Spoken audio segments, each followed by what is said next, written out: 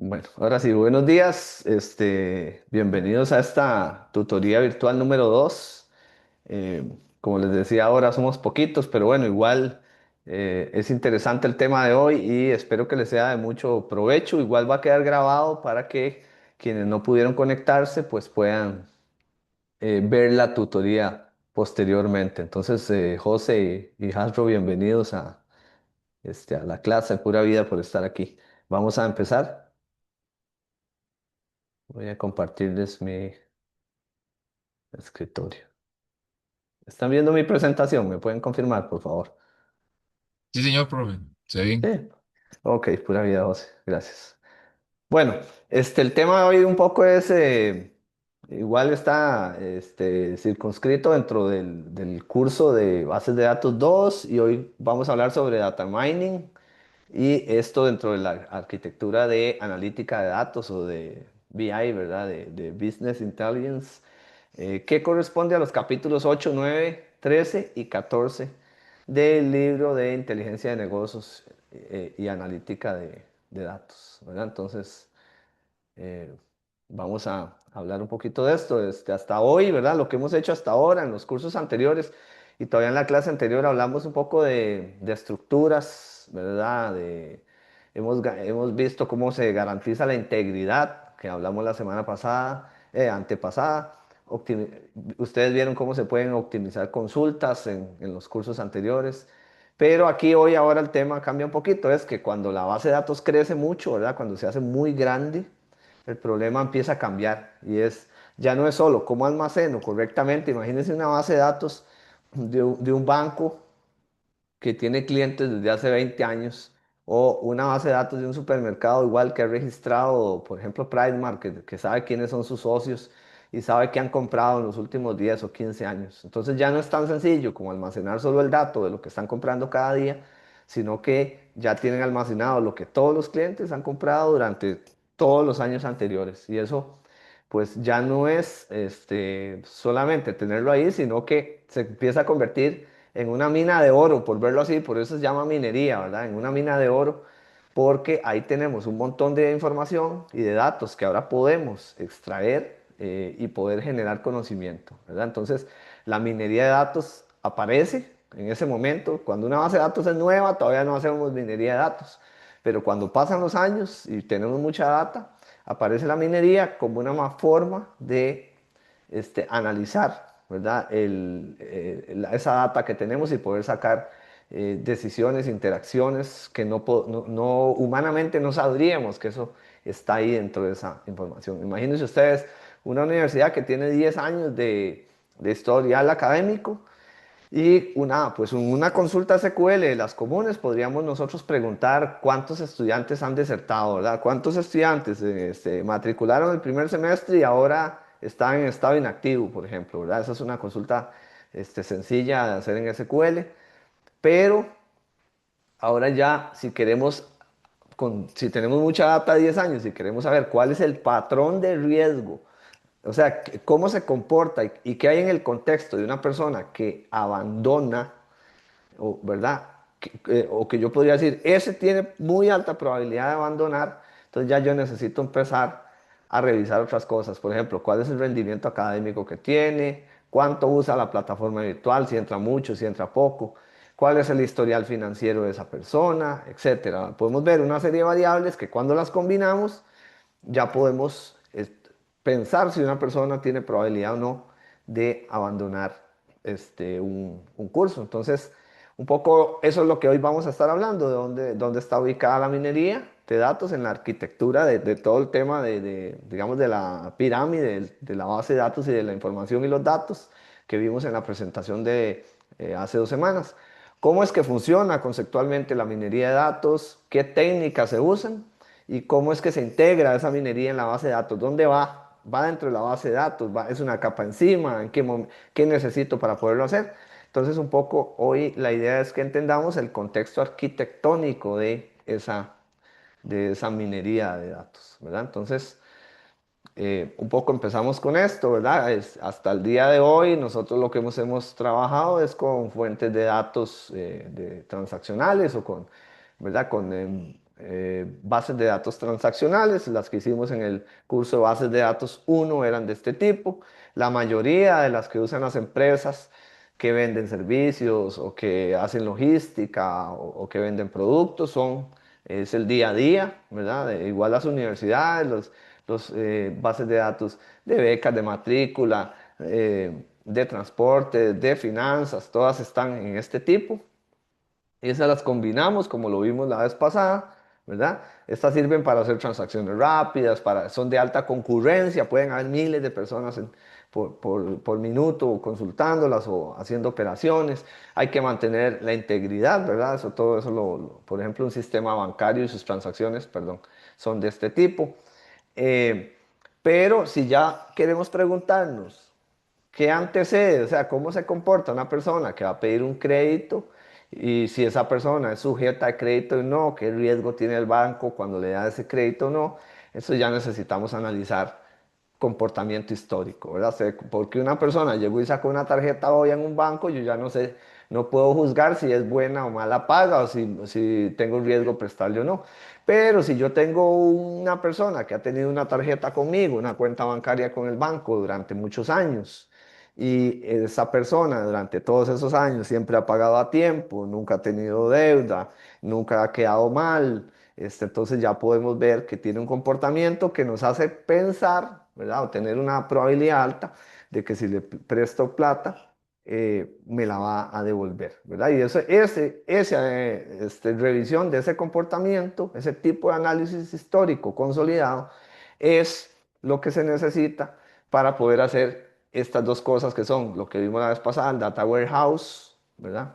Y, y a partir de esa data toda integrada, hacer el análisis OLAP. Pero además del análisis de ese cubo, ¿verdad? Eh, podemos hacer ya un poco más, vean que aquí esto se divide en dos caminos, podemos hacer un cubo o podemos hacer descubrimiento, lo que llamamos minería de datos, que es descubrir patrones que nosotros no pensábamos que existieran. Hace 15 días les contaba, por ejemplo, que Walmart había hecho un estudio y había determinado que durante el Super Bowl lo que la gente más compraba, ¿verdad? Era cervezas y pañales y que eso era una relación difícil de imaginarse. Uno diría, ay, compran cervezas y compran papitas y compran alitas y compran todo lo que uno podría pensar que se usa con cervezas, pero uno dice, pero ¿por qué pañales? Ese tipo de data así tan rara, pero esas combinaciones buenas las encuentra los procesos de minería de datos, ¿verdad? Entonces, que no solo analizan lo ocurrido, sino que intentan descubrir patrones que no pudieron haber sido explicados antes, ¿verdad? Esa es la diferencia entre qué fue lo que pasó, ¿verdad? Que hacemos acá en las bases de datos transaccionales y aquí ya podríamos decir qué patrones existen y qué podría pasar en el descubrimiento, ¿verdad? Entonces vemos cómo hay un cambio entre esas dos cosas, qué pasó y qué podría pasar. Esto nos permite tomar decisiones más importantes de futuro. Entonces esa es un poquito la diferencia que hay, pero vean cómo se complementan, es decir, no es que una no me sirve para lo otro o que yo puedo tener análisis con multidimensional o minería sin tener primero lo histórico. Todo eso va complementado. Ok. Entonces, ahora veamos un poquito técnicamente qué cambia entre una base de datos de este tipo, de transaccional, y las que son ya para minería de datos, ¿verdad? Entonces, en las transaccionales nos acordamos que es un modelo que está altamente normalizado, ¿verdad? ¿Se acuerdan que en bases de datos uno cortábamos y normalizábamos todo? También tiene múltiples tablas relacionadas, como lo ven ustedes aquí en el dibujito. Está optimizada para escribir, ¿verdad? Porque escribe mucho en la base de datos, más de lo que lee. Y tiene operaciones constantes de inserción, actualización y borrado. Eso es un poco lo normal, lo que vimos en el cuatrimestre anterior o en el curso de bases de datos uno.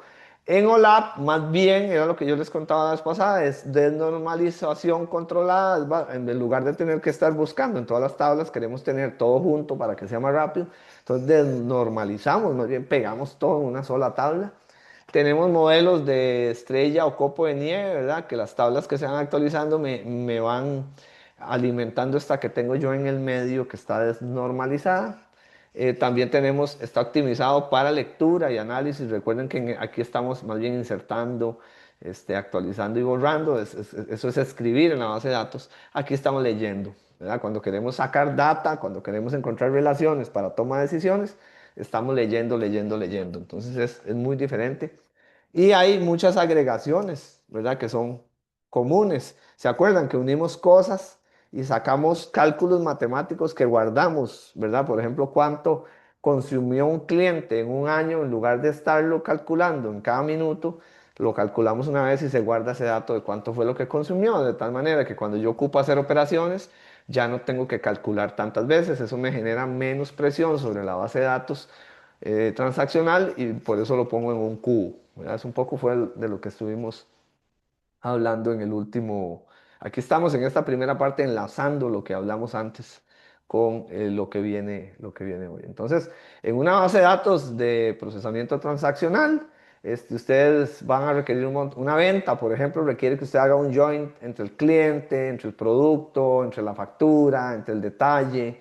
En cambio, en un data warehouse, la tabla de hechos ya tiene toda esa información que está junta. ¿Y por qué uno dice que es necesario esto para la minería? Bueno, porque los algoritmos requieren recorrer, digamos, todo el dataset completo. Entonces, ahorita vamos a hablar de un modelo que se llama el modelo digamos, a priori, que es una forma de buscar la data que puede evaluar millones de combinaciones por segundo, ¿verdad? Entonces, en lugar de ir haciendo joins que saltan entre tablas, como se hace aquí, que saltamos de uno a otro, en este lugar tenemos todo junto y lo podemos leer de una sola vez, ¿verdad? Entonces, por eso es que la para analítica, esta arquitectura OLAP es mucho más eficiente que la de procesamiento transaccional, ¿verdad? Entonces, digamos que el data warehouse no es opcional, es estructural si vamos a usar analítica de datos sobre esos datos. ¿Cómo vamos, José y Arro? ¿Vamos bien?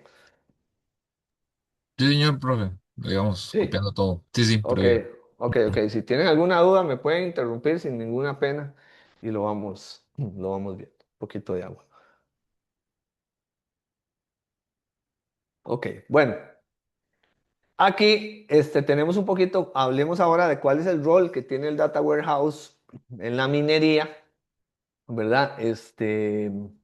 Básicamente cumple cuatro funciones, ¿verdad? Que son clave para la minería y por eso es que necesitamos pasar de las bases de datos transaccionales al data warehouse y luego encima, es una capa encima, vamos a hacer la minería. Entonces, ¿qué es lo que pasa? Primero, necesitamos integrar los datos de múltiples fuentes, ¿verdad? Eso ya lo hace el data warehouse. Recordemos que el data warehouse agarra todos los sistemas de información que tenemos y las diferentes bases de datos y y los vamos pegando, ¿verdad? Entonces, eso funciona bien y se requiere para tener datos cruzados que podamos analizar, ¿verdad?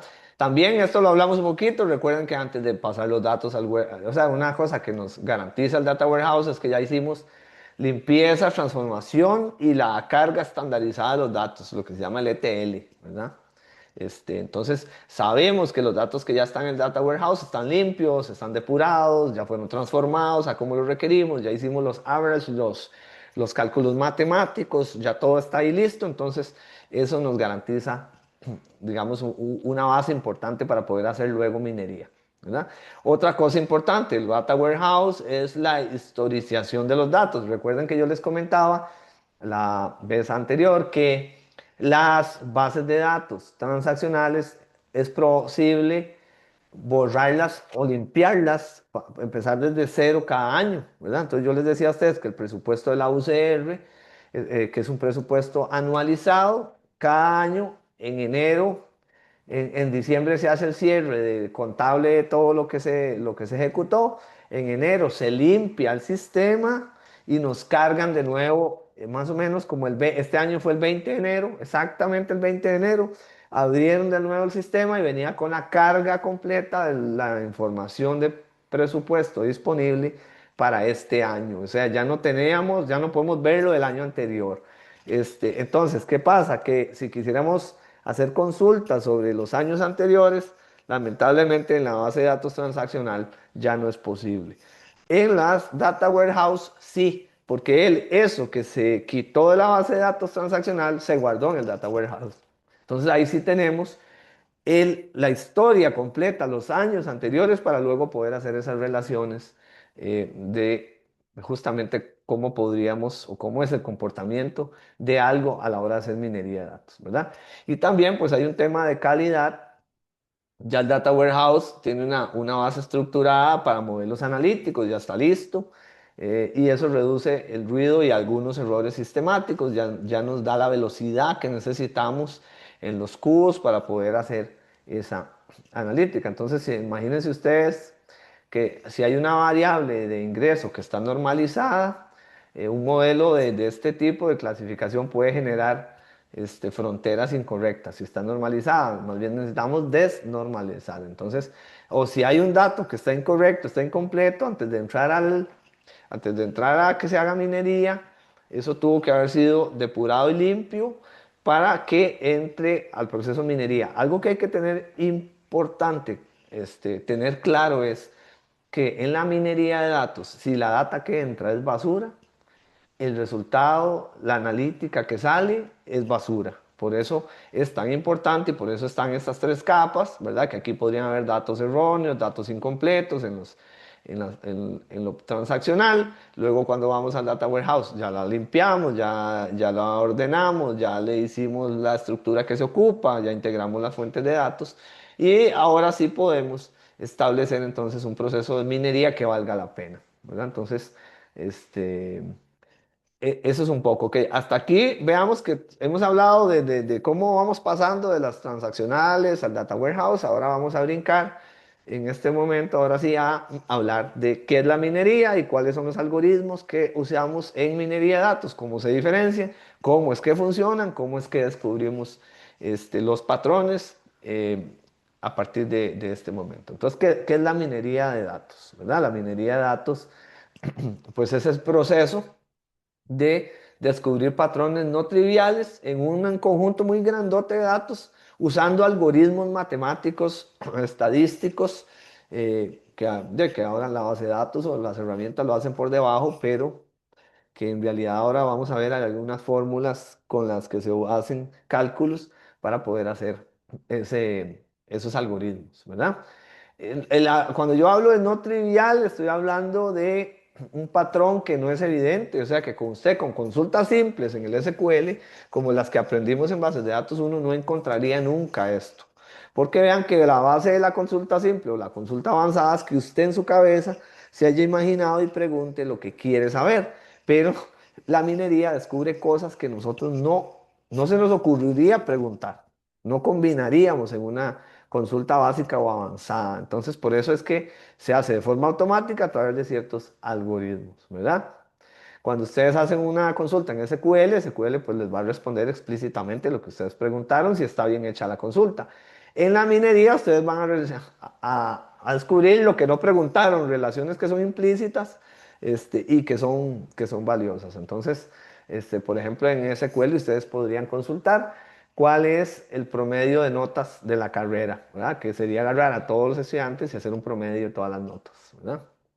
En la minería, existe un patrón, digamos, de bajo rendimiento cuando coinciden ciertas variables socioeconómicas y de asistencia eh, que podría la minería encontrar, ¿verdad? Decir, mira, esta persona que es de una zona rural, está en el estrato económico en el quintil uno, que es el más bajo, además tiene algún tipo de dificultad para moverse y no sé, no tiene conexión a internet en su casa. Es decir, él hace una serie de combinaciones y así tiene mayor probabilidad de tener un bajo rendimiento. ¿Lo ven?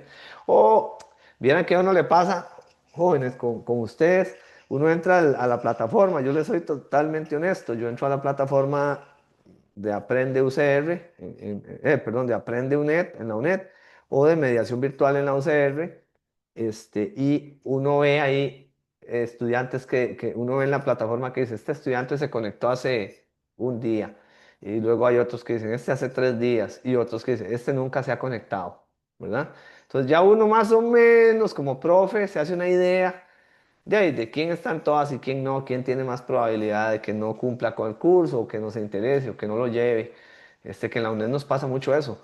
Matriculan muchos estudiantes y no, y al final, por ejemplo, no sé, de 20 que hay uno por grupo, 4 no entregan nunca nada, ni siquiera entran a la plataforma nunca. Matricularon, pero pierden los cursos, pero ni siquiera los retiraron, simplemente no entran.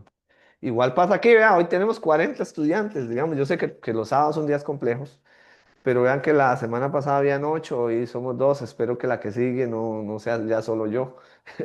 Pero bueno, ese tipo de cosas son patrones que uno nota entre un estudiante que está muy interesado y que tiene posibilidades de salir muy bien y otros que no tanto. Entonces, eh, como les digo, no juzgo por por hoy, pero uno cuando lo que hace la minería es que cruza un montón de variables y dice, mira, no ha entrado a la plataforma, no ha ido a las tutorías, no ha consultado los materiales, no ha descargado los archivos, entonces ya uno, la minería dice, ah, este tiene probabilidad de que no lo va a lograr, ¿verdad? Entonces, un poquito, así es como funciona, se los estoy contando como un humano lo hace, pero más o menos es lo mismo, ¿verdad?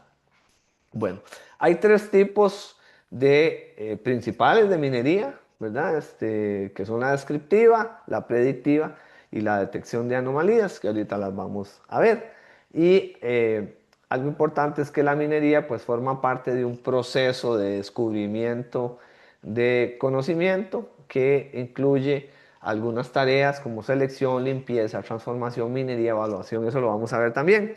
Así que la minería es al final un núcleo de algoritmos, pero no el proceso completo. Van a ver que luego de la minería uno puede pegar a una interfaz de visualización como Power BI o como Tableau o como Pentaho y generarle la gráfica en otra herramienta adicional. Entonces, bueno, para entender, como podemos ver aquí en resumen, podemos identificar relaciones ocultas, forma parte de este proceso de descubrimiento de conocimiento y él pues usa algoritmos para generar modelos, ¿verdad? ¿Alguna pregunta hasta aquí? Vamos bien. Profe, una Sí, consulta. dele. Más o menos podemos decir que entonces, por ejemplo, Netflix puede usar algoritmos para recomendar series según lo que él tiene, ¿verdad? En transacciones. Con esto de Ujú. la minería de datos, se puede decir más o menos que es una relación, algo así. Así tal cual es. Ve que Netflix guarda dos cosas. Bueno, varias cosas. La minería se hace sobre mucha información, pero cada vez que entras a Netflix y ves una película, él se da cuenta más o menos cuál es tu gusto, ¿verdad? Porque después, por ejemplo, a mí me gustan mucho los documentales históricos y temas de gente de liderazgo en la guerra y no sé, cosas así como de ese tipo. Entonces ya Netflix empieza a ver más o menos un formato que es el que a mí me gusta. Pero además Netflix sabe cuál es mi edad, en qué lugar vivo, porque los IPs le dicen de qué lugar exactamente estoy localizado, sabe cuál es mi velocidad de internet, sabe desde qué tipo de televisiones o desde qué tipo de teléfonos o computadoras me conecto. Es decir, sabe un montón de cosas. Entonces él dice, ah, mira, las personas de la edad semejante a la de Alonso que se conectan desde televisores de tal tipo, con enlaces de internet de tal cosa, hay gente que que son clase media, que más o menos les gusta el tipo de información como esta, entonces le voy a mostrar eh, más lo que él ha visto, le voy a mostrar estas recomendaciones. Y justo lo que está haciendo es un proceso de minería, está cruzando un montón de datos y está tratando de descubrir, haciendo analítica de datos, de descubrir cuál sería la mejor manera de mantenerme a mí por más tiempo viendo dentro de la aplicación, ¿verdad? Que es lo que a ellos les sirve, que uno esté la mayor cantidad de horas posibles. Lo mismo pasa con Spotify, con Amazon cuando entras y Amazon combina también para venderte cosas. Pero es eso, José, exactamente. Es un proceso de combinar cosas y de ir descubriendo qué es lo que te gusta. Así es. Ok, bueno, entonces vamos a ver un poquito cómo funciona este proceso de descubrimiento de conocimiento, se llama KDE porque es Knowledge Discovery in Databases. eh, el proceso, pues lo que tiene es una serie de etapas, ¿verdad? En la primera etapa vamos a elegir, cuáles son los datos que vamos a analizar, cuáles son las bases de datos, las conexiones, etcétera, digamos que queremos analizar. Luego vamos a hacer todo el tema de limpieza y procesamiento de los datos, que eso es eliminar inconsistencias, valores que hacen falta, eliminar lo que se llama ruido, que es, por ejemplo, aquellos datos que son muy raros, que se salen de lo normal, ¿verdad? Ahora, como los Terians, digamos, si uno tuviera data y tiene una data que se parezca a los Terians, que ahorita está muy de moda el tema, uno diría, uy, esto se sale de lo normal, entonces esa data la voy a sacar para que no me afecte el resultado general, ¿verdad? De lo que la gente prefiere. O al contrario, si lo que estoy analizando es a los Terians, más bien dejo esa data y quito la otra porque es lo que quiero analizar. Entonces, eso se hace en el proceso de limpieza y procesamiento, preprocesamiento de los datos. Luego hacemos transformación de la data. Aquí vamos a desnormalizar o normalizar. Vamos a agregar, ¿verdad? Generar todos esos cálculos matemáticos. Vamos a reducir las dimensiones. Si hay un montón de tablas, vamos a tener menos, porque necesito que se pueda consultar con un esfuerzo menor, ¿verdad? Luego ya ahora sí, aquí vean, hasta aquí aparece proceso de la minería. Ahí vamos a aplicar algunos de los algoritmos que ya veremos a continuación cuáles son esos algoritmos, ¿verdad? Así que vamos a aplicar algunos de los algoritmos y luego vendrá la interpretación y evaluación que normalmente, como les decía, esto se hace con una capa adicional que se pone encima, que es un visualizador gráfico, que ya sea Power BI, Tableau o cualquier otro, para validar que el patrón de lo que se está descubriendo incluso, o digamos otras herramientas, tiene sentido lo que estamos encontrando. Entonces, supongamos ahora que queremos identificar otra vez riesgo de deserción de los estudiantes.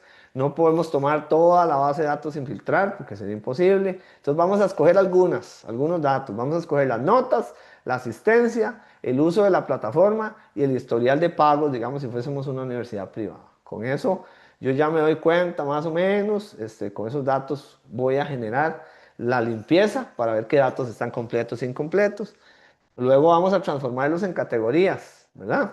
Y ahí esas categorías podrían ser los que tienen muy buenas notas, que siempre entran a la plataforma, que vienen a las tutorías y que entregan todo. Luego vamos a tener una segunda categoría, los estudiantes más o menos, que son aquellos que entregan las cosas que salen y ahí van pasando ahí, pero tampoco tienen demasiado interés, no vienen a estas sesiones, etcétera. Esa es otra categoría. Y luego tenemos los que llamaríamos los malísimos, que no entregan nada, no bajaron los documentos, no entraron a la plataforma, no vinieron a ninguna sesión, y esa es otra categoría. Entonces, un poco ahí es lo que estamos haciendo con esas categorizaciones. Y luego, bueno, vamos a aplicar un modelo de minería de algunos de los algoritmos para que podamos luego hacer interpretación y evaluación. Algo muy importante es que de las etapas 1 a la 3, si estas etapas fallan, es decir, si escogemos mal los datos, si la limpieza de los datos es pésima o si el modelo de la transformación que escogemos no es el correcto, lo demás, ¿qué les dije? Si entra basura, sale basura, ¿verdad? Entonces, estas etapas, se los decía hace 15 días, son en las que uno más tiempo utiliza para tratar de que el data warehouse que uno cree sobre el que se va a aplicar la minería sea muy, muy bueno, muy filtrado, muy adecuado y luego ya se puede hacer una adecuada minería, ¿verdad? Pero un poquito este es el modelo que usamos para descubrir información. Vean que la minería de datos es solamente una etapa de todo el proceso, ¿verdad? Entonces, esto más o menos va de la mano con este otro que hemos visto, ¿verdad? Desde elegir las fuentes de datos, crear aquí hacemos ETL, creamos el Data Warehouse y ya luego podemos hacer la minería encima de esa gráfica, que es básicamente esto que está aquí. Se llama el Knowledge Discovery Database, es el proceso de descubrimiento de información o de conocimiento, ¿verdad? Ahora, para estructurar este proceso de forma práctica, hay una metodología estándar que se llama CRISP-DM. Ese es el estándar que se usa para llegar al modelado que se requiere y que tiene 6 fases, ¿verdad? Lo primero que vamos a hacer es comprender el negocio. Es decir, ¿cuál es el problema que tenemos? Porque esto sí es importante. Aunque yo no sé la data, cómo se va a combinar y qué información me va a dar, sí tengo que entender cuál es mi negocio. Entonces, definir correctamente qué es lo que yo quiero encontrar. Por ejemplo, si mi negocio es educación, voy a seguir con el ejemplo que vengo jalando. lo que quiero comprender ahora de mi negocio es por qué mis estudiantes de la UNED abandonan tanto.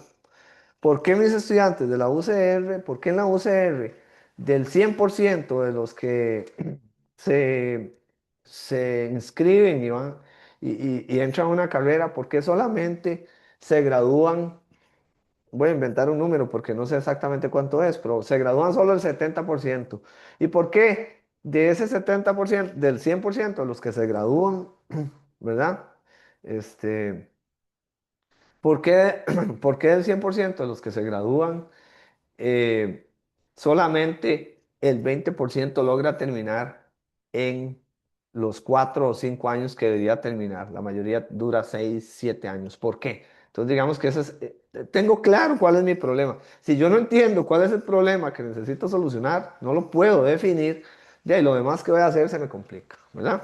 Una vez que ya yo entiendo cuál es mi negocio, voy a ir a entender los datos. Entonces voy a ir a las bases de datos, a mis sistemas y voy a decir, ok, para responder esa pregunta, ¿qué sistemas me funcionarían? ¿Verdad? Entonces yo diría, bueno, hey, voy a ir a ver la plataforma de Aprende, de Aprende UNED, voy a ir a ver el historial de notas, donde están las notas, voy a ver voy a ir a ver el sistema y la plataforma de becas, porque eso puede ser algo que influya. Voy a ir a ver toda la parte digamos, demográfica, donde está la información demográfica de mis estudiantes. Ahora yo les digo, la base de datos de suministros, donde está cuántos lapiceros y papel higiénico usó la universidad, me sirve para ese problema que yo tengo. ¿Ustedes la usarían o no? No, señor. No, ¿verdad? Pareciera que no tiene sentido. Entonces, bueno, eso es un poco al comprender yo mi negocio y comprender los datos. Entonces yo digo, no, estas bases de datos las voy a descartar. Son importantes para la funcionalidad de la universidad, pero para el problema que yo necesito analizar y hacerle minería, esto no me sirve. Entonces lo voy a botar. Un poco de eso se trata. Comprender y luego preparar los datos, ¿verdad? Esa es la preparación. Es la fase más costosa en tiempo.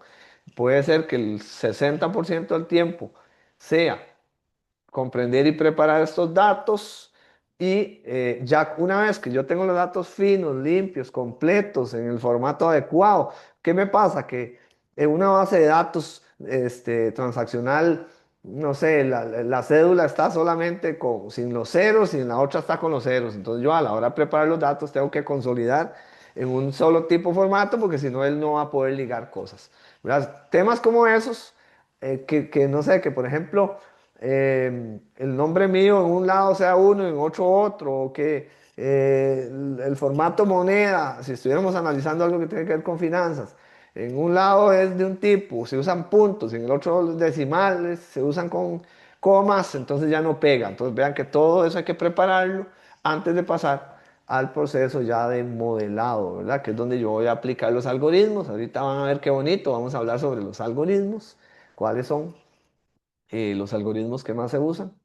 Entonces, ya luego aquí vengo al modelado donde aplico los algoritmos y después que haga eso ya voy a poder evaluar si el modelo tiene sentido, ¿verdad? Si el modelo respondió al problema, si lo que está saliendo aquí contesta lo que me pregunté al inicio y luego ya vamos a desplegarlo, es decir, ya lo ponemos en una plataforma visual para que la gente lo pueda acceder, ¿verdad? Entonces, como les digo, la mayor parte del tiempo se usa aquí.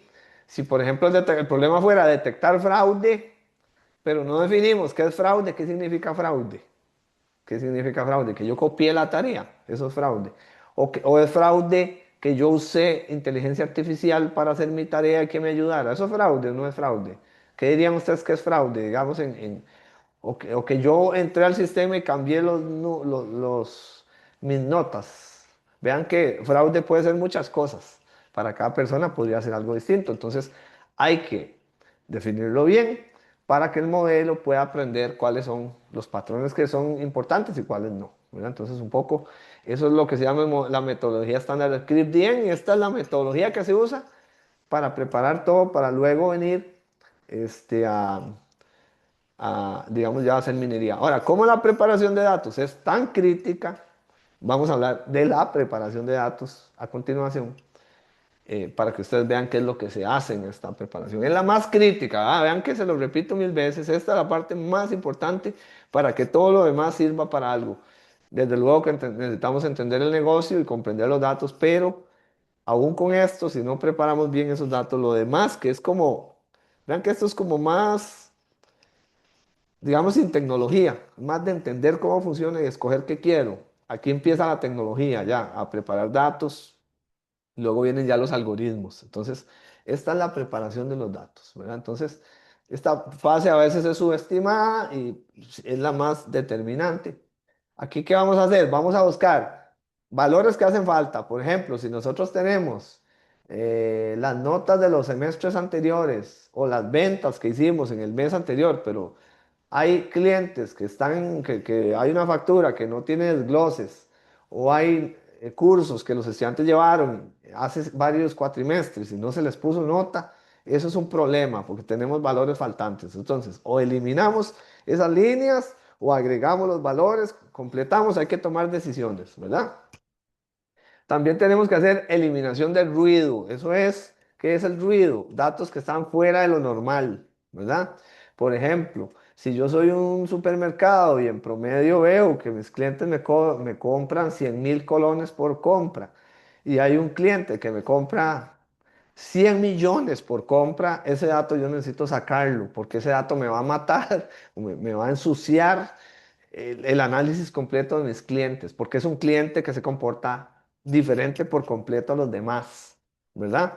Entonces, si también quiero ver qué es lo que más se vende en mi supermercado, y yo ya más o menos veo qué es lo que cada cliente lleva en promedio, pero hay un cliente, eso pasó en la pandemia, ¿se acuerdan? Hay un cliente que se lleva 500 papeles higiénicos por compra. Eso me daña, digamos, el promedio de lo que mis clientes compran, porque eso no es una compra normal. Entonces, eso significa eliminar el ruido, cosas que son, que están, ahora lo vamos a ver en las líneas cuando veamos los algoritmos, lo que está más alejado, digamos, los puntos más alejados de lo que usted traza como línea, esos hay que sacarlos, que son comportamientos muy raros. No sé, por ejemplo, si estoy viendo a los mejores estudiantes, a todos nos ha pasado de que podemos llevar notas buenas y un día nos fue mal en un curso. Entonces, si estamos viendo mejores estudiantes y de repente hay un estudiante que tiene que siempre fue bueno, lleva puros 100 y de repente sacó un 30, uno dice que es raro. Entonces, digamos que vean que es un punto que está lejos del promedio. Entonces, un poco eso se llama eliminar ruidos. Sí les queda claro, compas? Sí. Sí, Sí, sí, profe. perfecto. Claro, Ok, claro. pura vida, perfecto. Luego vamos a identificar, digamos, valores atípicos, lo que les estoy diciendo. Vean que aquí, un poco con la eliminación del ruido, se une con esto. Vean, por ejemplo, aquí todos los valores típicos son estos que están en celeste. Lo ven que están entre los dos imanes. Los imanes los logran mantener ahí. Digamos, si esto fueran partículas que estamos analizando, ellas están aquí. Hay unas que se alejan un poquito, pero siguen siendo iguales. Pero vean que aquí hay unos puntos rojos que están por fuera, que son muy diferentes, que se llaman valores atípicos. Esos valores necesito sacarlos, porque si no, eh, los valores no me va a funcionar. Cuando yo haga el análisis, me van a hacer desviaciones estándar muy grandes estos valores. Entonces yo tengo que sacarlos de ahí. Luego lo siguiente que tengo que hacer es normalización de las escalas. Si yo tengo unos en miles, otros en millones o unos en litros, ¿se acuerdan? Eso era muy de la escuela. Unos en litros y otros en mililitros. ¿Cuántos litros de leche vendo? Pero resulta que tengo productos que están en mililitros y otros que están digamos, en lo que sea, o unos en centímetros y otros en metros. Y necesito normalizar las escalas para poder entender, o escalas, por ejemplo, no sé, notas, podríamos tener notas que estén de 0 a 10 como están en la UNED, o de 0 a 100 como están en la UCR, pero si lo tuviéramos combinado, entonces ya ahí parecería que alguien que se sacó un 10 vamos a combinar, vamos a hacer una revisión del promedio de notas de los estudiantes de las universidades públicas. Entonces yo voy a agarrar las notas de la UCR, que están entre 0 y 100, y de las de la UNED, que están entre 0 y 10. Ya, ¿y qué pasa cuando yo veo a un estudiante? Meto eso todo y lo meto junto y digo, mira, aquí está José y tiene un 10, y aquí está Félix de la UCR y tiene un 100. ¿Cuál estudiante es mejor? ¿Qué pasa si no normalizo esas escalas? Un desastre, ¿va? Porque parecería que José, aunque tiene un 100 también en escala desde 0 a 10, está saliendo malísimo. Y Félix, que tiene un 100 bienísimo. Y lo que pasa es que yo no normalicé la escala. Entonces vean que el análisis va a salir mal. Entonces eso hay que Profe, arreglar. entonces eso se puede decir que es como una estandarización, Es o una sea, de los estandarización, valores. eso es, Sí. eso es. Hay que agarrar cada dato que vamos a usar de las diferentes bases de datos transaccionales y estandarizarlos. Tienen que estar iguales, exacto.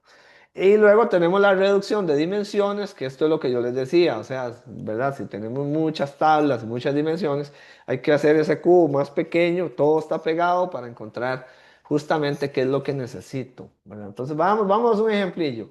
Imaginen que tenemos las siguientes variables. Edad, de 0 a 80 años, ¿ok?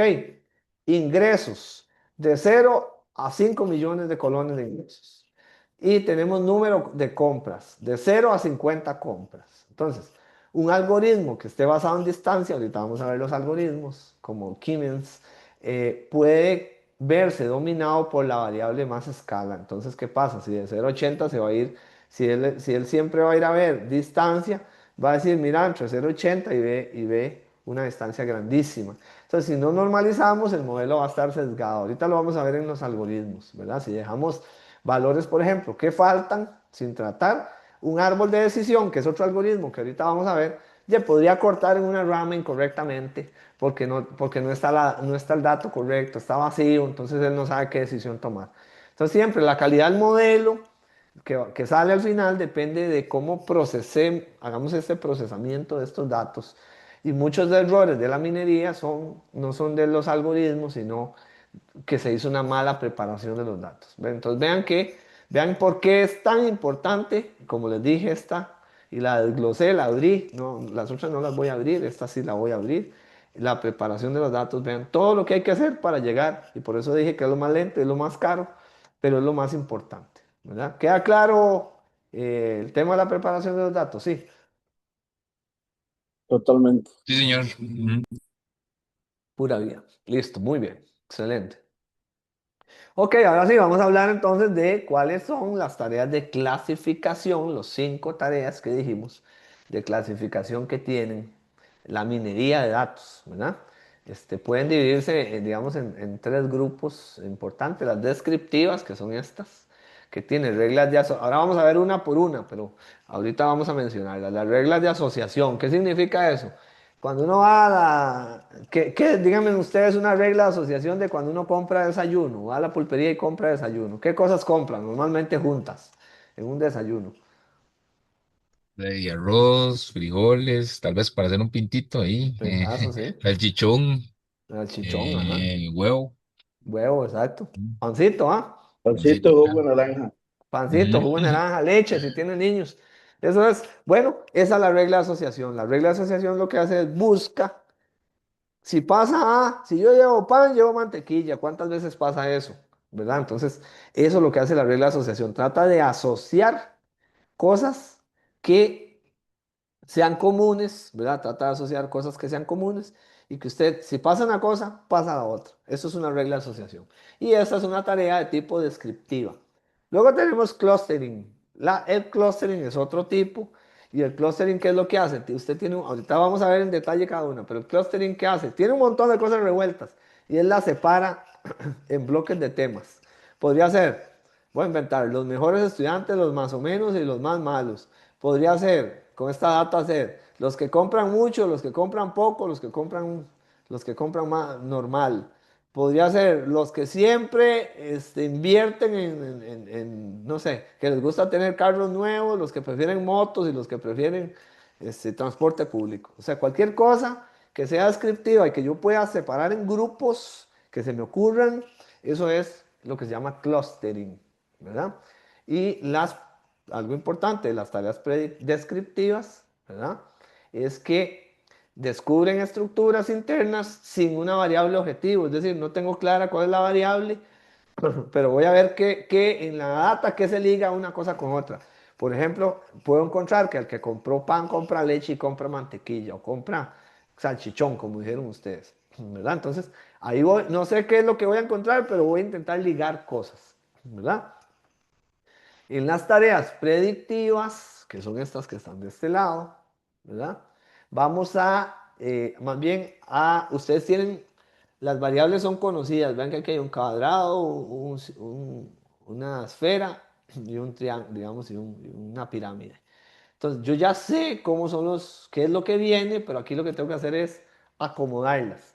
Imagínense un sistema como Amazon, como el aeropuerto o como, digamos, bueno, antes, pero todavía paquetería, como UPS o como el correo postal o como correos de Costa Rica, ¿verdad? Tiene una máquina, viene lo que es los paquetes, si son de cierto, ustedes han visto en un aeropuerto, dependiendo para dónde vaya, lee el código de barra y lo manda por una banda o lo manda por otra o lo manda por otra. Lo que hace es clasificar, ¿verdad? Entonces eso es lo que se llaman las tareas predictivas de clasificación, ¿verdad? Luego tenemos regresión, que la regresión, que también vamos a ver, todas las vamos a ver ahorita en detalle a continuación. La regresión nos sirve para poder ver cómo se comportó algo antes y cómo se comportará después. Por ejemplo, si yo tengo un negocio, yo podría ver cuánto vendí en diciembre de los años anteriores, ¿verdad? Que son estos puntos que están aquí, y más o menos estimar qué productos requiero yo tener y qué es lo que más se vendió, qué es lo que a la gente más le gusta y tener listo para diciembre del año que viene. ¿Qué es lo que más se vende en diciembre? ¿Qué dicen ustedes? ¿Qué es lo que más se vende en diciembre de comer, por ejemplo? Cerdo y masa para hacer tamales. Exactamente, tamales, todo lo de tamales. Vino, uvas, pierna de cerdo, todo eso, ¿verdad? Es como lo que más se vende. Ok, entonces yo puedo hacer modelos de regresión y calcular más o menos qué es lo que vamos a tener en los siguientes ventas. Es un poco de regresión. Y detección de anomalías nos sirve mucho, por ejemplo, para detectar fraudes, para detectar un cliente que se comporta raro. Ahorita lo vamos a ver con más detalle. Entonces, en clustering, digamos, vamos a ver, en las modelos de clasificación nosotros sabemos qué predecir. En clustering no sabemos la categoría que va a venir de antemano. Eh, por ejemplo, en clasificación podemos predecir si un cliente va a incumplir o no, ¿verdad? En clustering podríamos ver perfiles de clientes, clasificar a los clientes sin etiquetas. Es decir, aquí en clasificación yo le digo, quiero saber qué clientes van a incumplir o no. Aquí quiero saber cómo se comportan los clientes. Vean que es diferente. Ahí no le estoy diciendo si va a incumplir o no. Y eso es la diferencia, digamos, entre esos dos principalmente que medio se parecen. Porque también se está, digamos, de cierta manera está clasificando, en realidad está uniendo los que son semejantes. ¿Ok? ¿Les queda claro esto? Ahora en todo caso vamos a ir viendo uno por uno. Sí, sí, profe, queda claro. Ok. Es bonito, vean que es bonita la minería, o sea, los algoritmos son muy chivos, en realidad. Ok, vamos a empezar con las reglas de asociación, ¿verdad? La regla de asociación al final lo que busca es descubrir si un patrón, patrones del tipo, si pasa A, pasa B, ¿verdad? Eso es. Entonces, si ocurre A, por lo general ocurre B, ¿verdad? Y ejemplo clásico es el de supermercado. Ustedes van a un supermercado, normalmente, y esto que les digo, sucede con un 80%, esto es real, de un proceso de minería que ha hecho Walmart. Normalmente quien compra pan, 80% de las veces, compra mantequilla. Ven qué interesante, ¿verdad?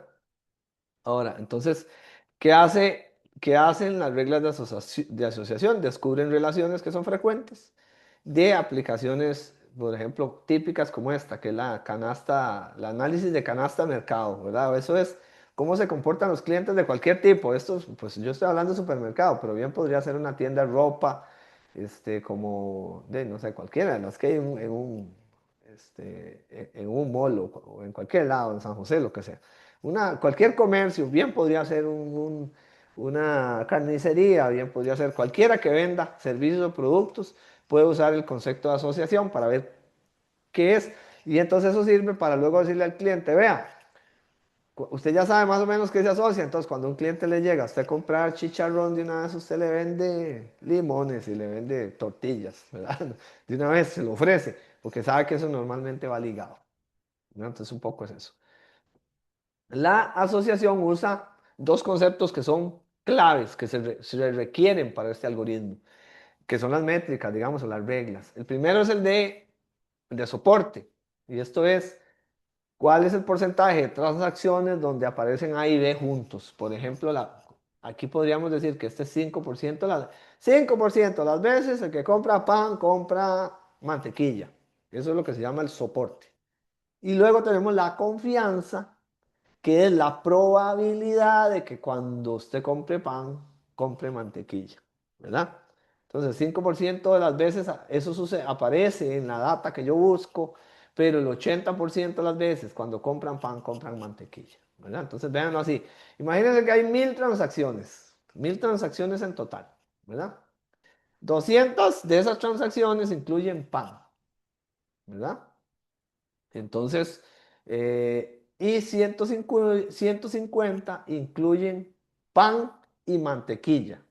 Entonces, si nosotros hacemos el cálculo, es simplemente una división, las 150 veces que se incluyó pan y mantequilla, lo dividimos entre las 1000 transacciones, ¿verdad? Y eso nos da que aparece el soporte 15% de las veces, ¿verdad? Es 150 entre 1000, 15% de las veces aparece que cuando compraron pan y mantequilla. Y si dividimos la confianza, que 150 veces que pasó, que cuando compraron pan, comprando mantequilla, entre las 200 veces que compraron pan, eso nos da un 75% confianza, ¿verdad? Esos son básicamente los dos cálculos que se hacen siempre para determinar si una regla de asociación es, es fuerte o no. El soporte entonces es, digamos, es qué tan frecuente aparece el patrón, y la confianza es qué tan fuerte es la relación, o sea, qué tan potente es que eso aparezca, ¿verdad? Entonces, esto en una base de motores de recomendación podemos hacer ventas cruzadas, analizar comportamiento consumo, etcétera, ¿verdad? Entonces, siempre usamos reglas de asociación con estas dos métricas. ¿Alguna pregunta, compas, con eso?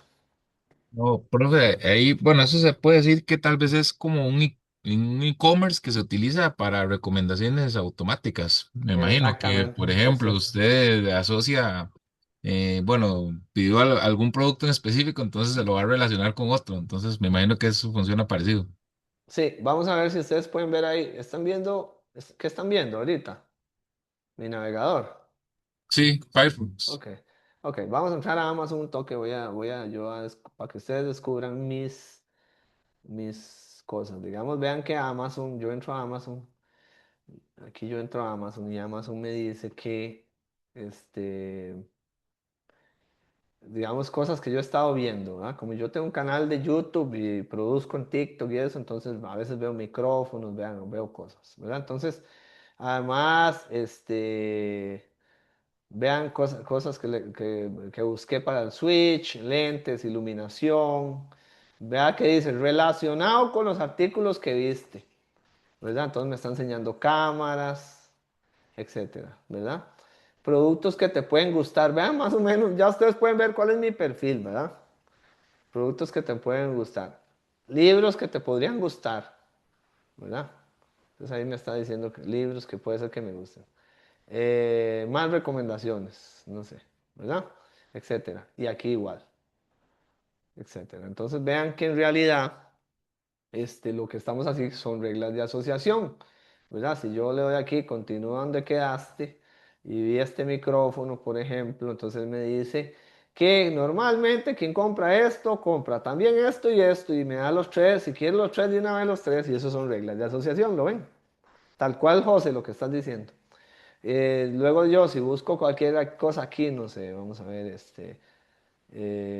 bueno, es que estos que compré libros, recientemente he comprado muchos libros, pero vamos a poner cámara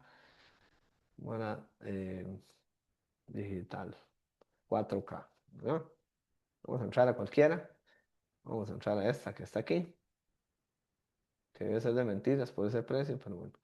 Pero él vea que dice, conjuntos habitualmente comprados, me compran esto, me compran la tirita, me compran el lector de tarjetas, y si quieres se lo vendo todo por esto. ¿Lo ven? Entonces, ¿qué significa esto? Él está asociando a partir de la data de lo que todo el mundo compra, de una vez te sugiere cuál podría ser una compra que te interese. Esa es la regla de asociación. Ahora sí les queda un poquito más claro. Sí, sí, claro, claro. Ok, buenísimo. Ok, eso es. Ahora vamos a ver este algoritmo que se usa, ¿verdad? Para encontrar estas reglas de asociación eficientemente se usa un algoritmo que se llama a priori, ¿verdad? Que es cómo es que asocia. Está bien, ya entendimos que asocia, que prueba, pero ¿cómo es que asocia? Vean que va filtrando hasta que llega, ¿verdad? Entonces, ok, ¿qué es lo que hace a priori? Es un algoritmo que es uno de los más clásicos, algoritmos de asociación. Y aquí el problema que se resuelve es si tengo miles, millones de transacciones, ¿cómo encontramos las combinaciones frecuentes sin tener que revisar absolutamente todas las combinaciones? Porque imagínense el poder de cómputo que yo requeriría para revisar absolutamente todos los tipos de combinaciones que puedan haber. Porque el número de combinaciones crece exponencialmente. Cada persona que va al súper compra pan con otras cosas, compra arroz con otras cosas, y las que compré yo son diferentes a las que compra Félix, José, Javier, etcétera, ¿verdad? Entonces las que compra Héctor son todas distintas. Entonces, eh, yo voy a ir, en vez de hacer todas esas combinaciones posibles, voy a hacer un algoritmo que me ayuda a ir filtrando cómo hago esas combinaciones. Entonces, ese algoritmo se llama a priori, ¿verdad? Entonces, ¿qué es lo que haces? Si un conjunto de ítems es frecuente, entonces todos los subconjuntos, perdón, tienen que ser frecuentes. Por ejemplo, yo tengo un conjunto que dice pan, mantequilla y leche, ¿verdad? Todo esto que es conjuntos frecuentes. Pan, mantequilla y leche, eso es frecuente. Entonces, si pan, mantequilla y leche es frecuente, yo lo voy ahora a recortar a que pan y mantequilla también tiene que serlo, porque si yo ya vi que tres cosas son frecuentes, de ahí dos también lo son. Entonces, lo voy haciendo más pequeñito. Entonces, esto lo que va haciendo es reduciendo drásticamente el espacio búsqueda, ¿verdad? Voy haciéndolo más pequeño. El algoritmo funciona iterativamente, es decir, lo hace muchas veces, encuentra ítems que son frecuentes individualmente, como están aquí, ¿verdad? Dice, mira, de todos estos productos los paso por el filtro y estos son frecuentes. Mantequilla, leche, pan y pañales. ¿Verdad? En la iteración L1, en la primera, ¿verdad? Ok, luego voy a ir a combinar estos. Combino el pan por la leche, el pañal con la cerveza, puede ser el pañal con la otra cerveza, etcétera, ¿verdad? Y luego voy reduciendo el espacio, ¿verdad? Voy combinando y voy usando propiedades de subconjuntos frecuentes.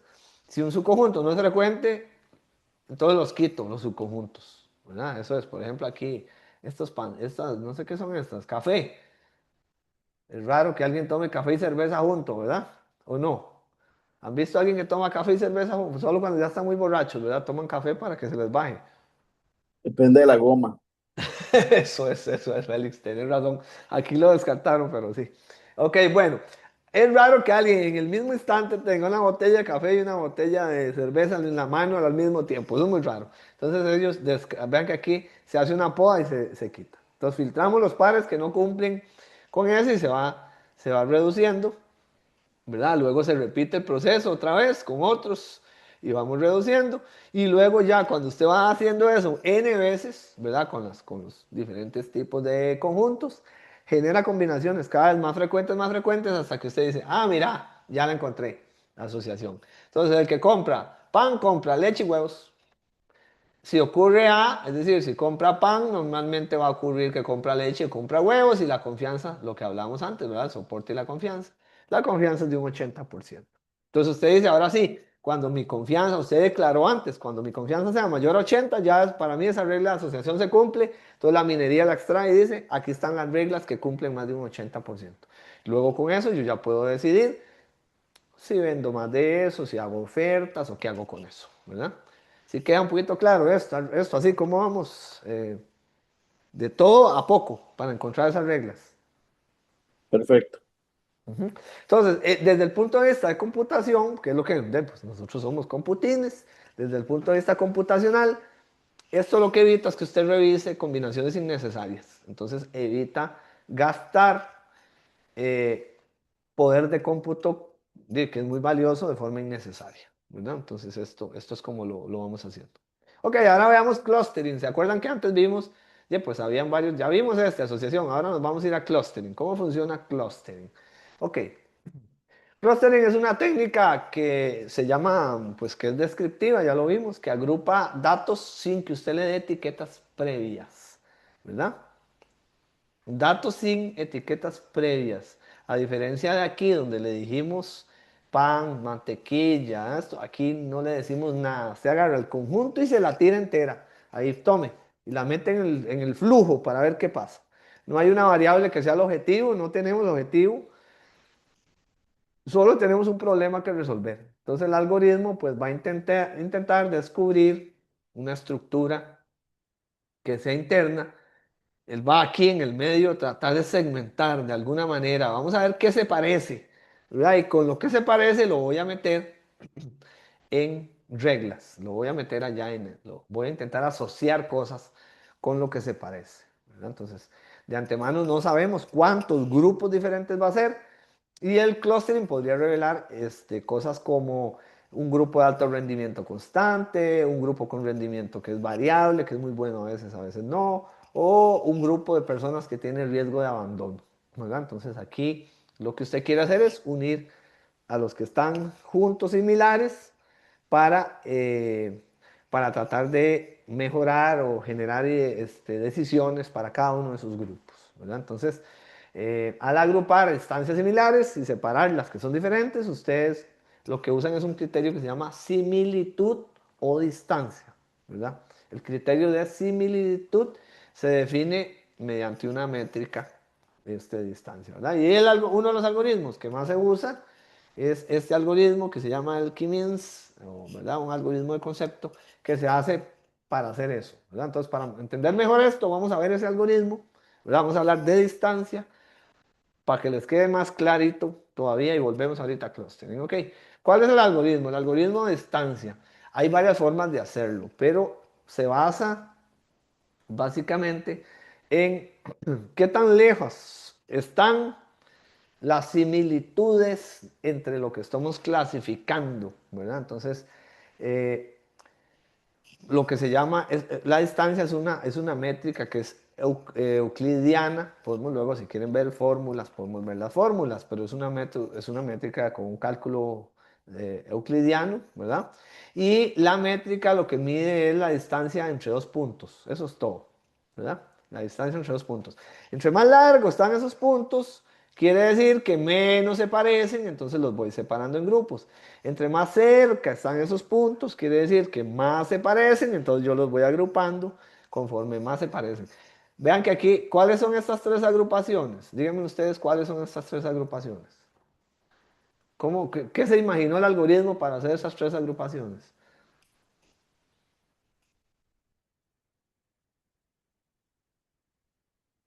¿Alguna idea? Y pareciera que solo los agrupó por similaridad. Exacto, por similaridad. Y dice, bueno, aquí todos son, aquí ninguno tiene, todos son círculos, ¿verdad? Ok, estos todos juntos. Aquí son fórmulas geométricas que tienen, digamos que son regulares, como los cuadrados y los triángulos. Y estas son fórmulas geométricas que no son regulares porque son estrellas y ya requieren de más. Entonces pego las estrellas. Aquí podría yo tener a los clientes que compran carros cada 2 años, a los clientes que compran carros nuevos cada 2 años, nuevos cada 5, entre 5 y 10 años, y a los clientes que compran carros usados, por ejemplo, ¿ven? Como él encuentra cosas y las va separando. Porque un cliente que compra carros usados ya no se parece tanto a uno que compra carros nuevos cada 2 años, por ejemplo. Tiene una distancia ahí, no quiere absorber, estos clientes no quieren absorber la depreciación que tiene un carro los 2 primeros años. A esto no les importa porque cada 2 años los compran, entonces están dispuestos a absorber esa depreciación. Entonces vean que él dice, no, estas son cosas diferentes, los voy a ir separando, ¿verdad? Es mucho más complejo que lo que estoy diciendo, pero digamos, da la idea, ¿verdad? Ok, entonces, ¿qué es lo que hace este algoritmo? Este algoritmo define como el centro, vean aquí esto que se llama, y lo que van a intentar es conectar a todo lo que está muy altamente cohesionado, que se parece mucho, y minimizar una variable que se llama intragrupo. Entre más cerca estén, altamente cohesionados, los va a unir. Si están más bien muy separados.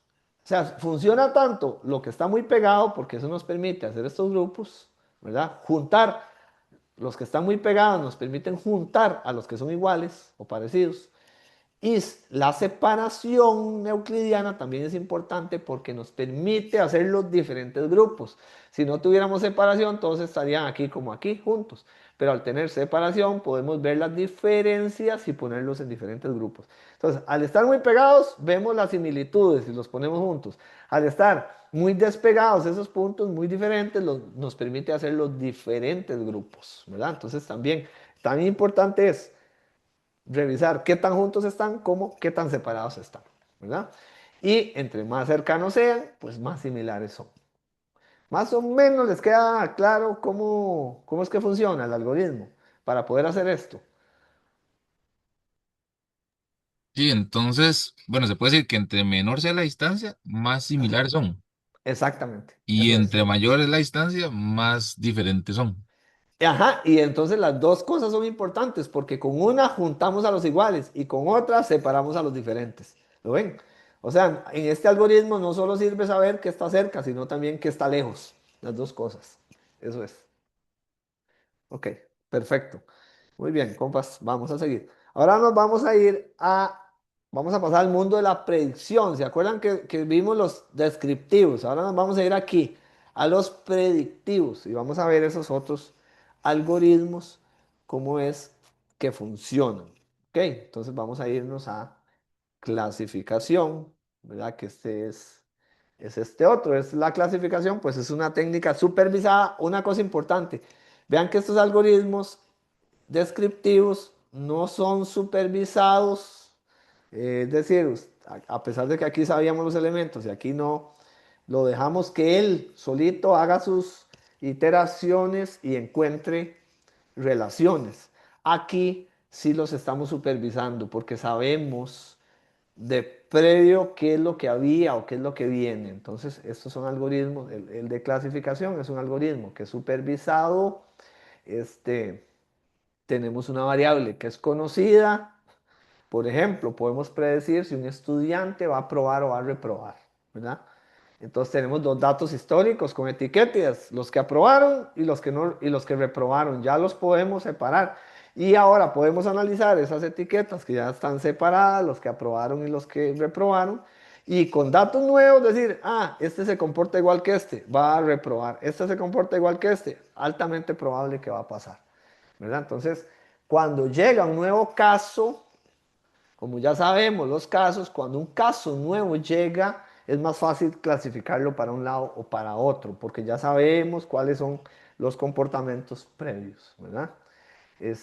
La diferencia fundamental, como les decía con clustering, es que en la clasificación ya sabemos las clases, en cambio en clustering tuvimos que descubrirlas, tuvimos que crear las clases, ¿verdad? Tantas como él quiera.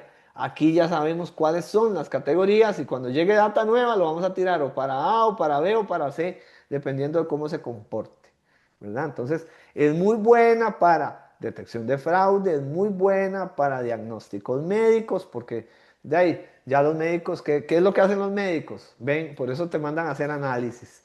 Si tenés triglicéridos, y no haces ejercicio y tenés entre 40 y 50 años y tus exámenes de sangre y de ese salieron alterados. Entonces eso más o menos significa que podrías tener estas enfermedades y te mandan entonces las medicinas para esas enfermedades, ¿verdad? Los diagnósticos médicos es eso. Vemos una radiografía o vemos un examen y los médicos más su criterio lo van moviendo hacia una u otra clasificación. También nos sirve para análisis de riesgo crediticio, por lo que les decía al inicio. Ustedes pueden ver más o menos cómo se comporta una persona y predecir nuevas instancias, ¿verdad? Entonces, eso es lo que se llama el clasificación. ¿Alguna, les queda claro cuál es la diferencia, sobre todo entre clustering y clasificación? Pues son dos cosas muy diferentes.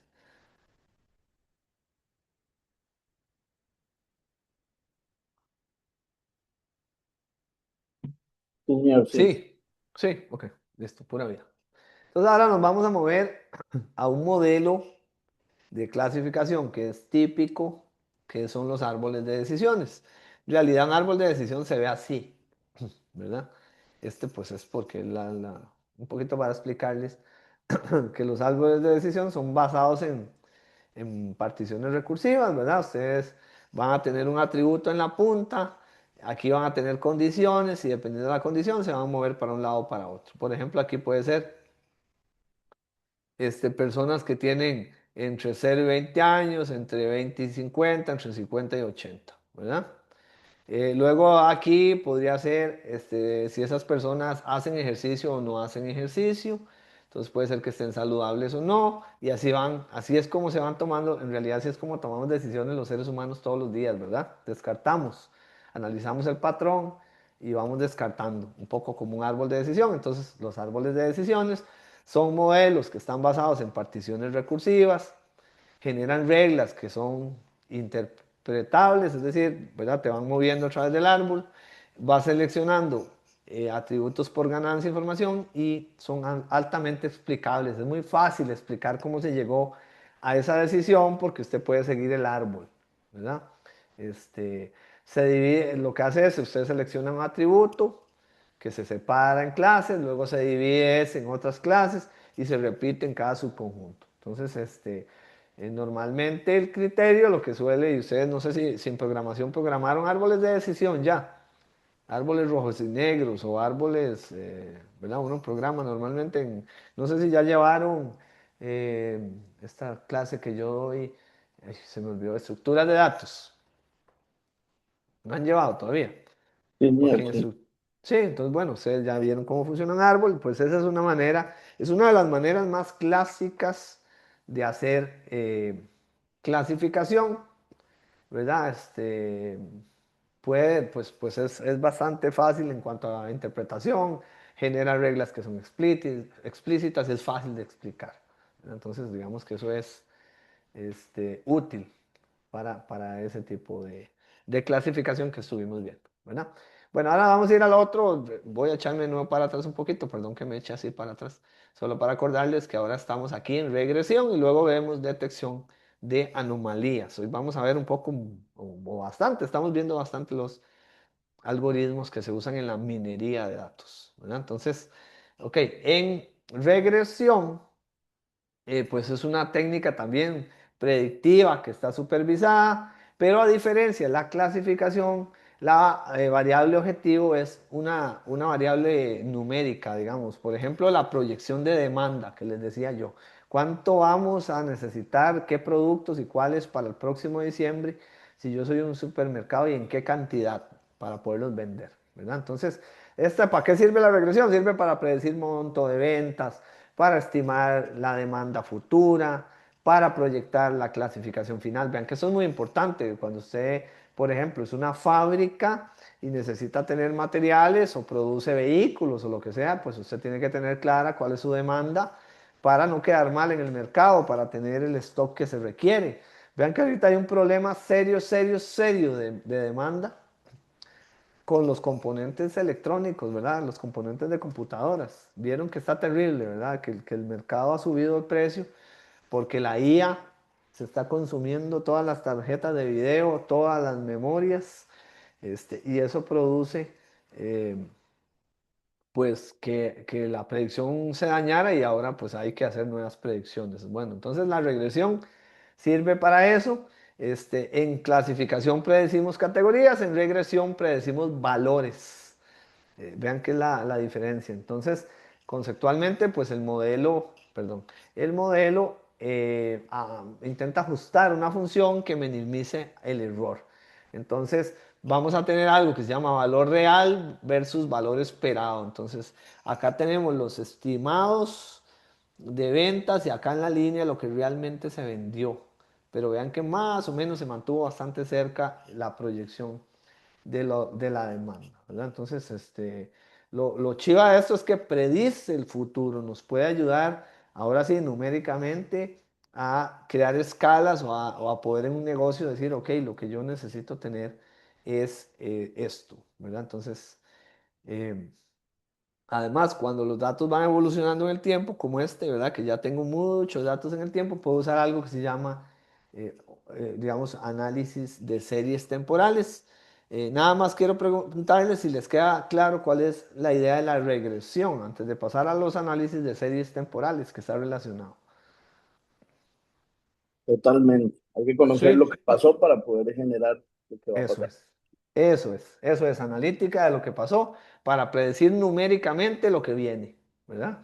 Y eso es muy importante. Si yo vendo llantas y el mes pasado vendí 100 pares, este mes que ocupo más, ocupo menos, ¿verdad? Ustedes saben, por ejemplo, que en diciembre se vende mucho, en enero no se vende tanto. Entonces, bueno, es para tener esas estimaciones de inversión y no hacer pérdida o sobredimensionamiento, eso es. Ok, las series temporales, vean que son parecidas, pero no iguales, son parecidas. Eh, lo que nos ayudan es analizar los datos que están ordenados en el tiempo cronológicamente. Entonces aquí el tiempo no es solamente una variable, sino que es una estructura del modelo. Y aquí ustedes van a ver tendencias por estaciones, por ciclos, etcétera. Por ejemplo, cuáles son las ventas mensuales durante 5 años, ¿verdad? Podemos detectar si en esos 5 años el negocio ha crecido sostenidamente, si hay patrones por estaciones, si hay caídas que son raras. Entonces yo les voy a preguntar, ustedes me podrían, imagínense que ustedes tienen un negocio de venta, de ventas, de comida. Puede ser un supermercado, puede ser una soda, puede ser un restaurante. Ok. ¿Qué sería un patrón estacional? O sea, de la estación significa los meses.